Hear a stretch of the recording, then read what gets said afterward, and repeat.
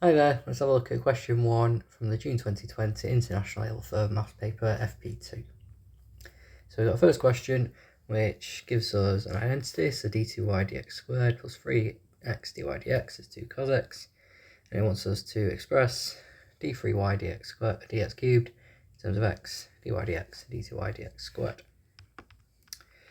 So obviously to get the third derivative, I need to differentiate the second derivative. So that is equal to the derivative of d2y dx squared. And you might think, oh, where are we going to get that from? We can just rearrange this equation to get d2y dx squared. So d2y dx squared, you shouldn't need to write this in the exam, but obviously it'll be 2 cos x minus 3x dy dx.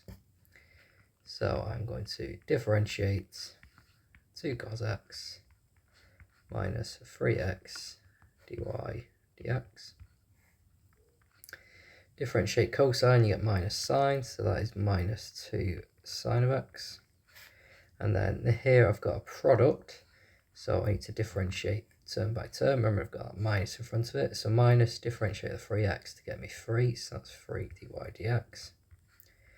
Minus, keep the 3x, and I differentiate dy dx to get d2y dx squared.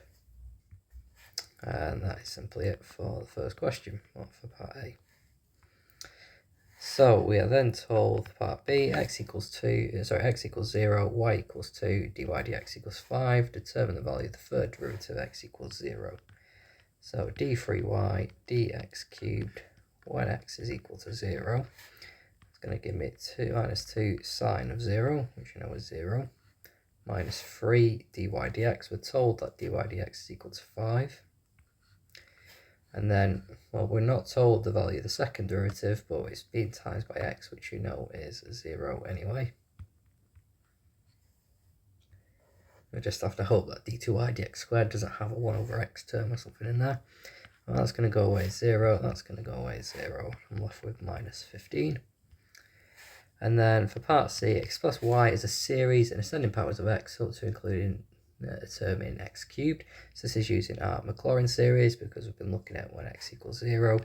So y at any single point is going to be y at 0 plus y primed at 0 times x plus y double primed of 0 x squared over 2 factorial plus y, the third derivative at 0 times x cubed over 3 factorial, and so on. So it's just the Maclaurin series expressed using the function notation as y rather than f of x. So what do we know? So y of 0, we're told that y is equal to 2. Y primed of 0, we're told was 5, so that's 5x. Y double primed of 0, so that's a second derivative, which I don't think we knew, did we?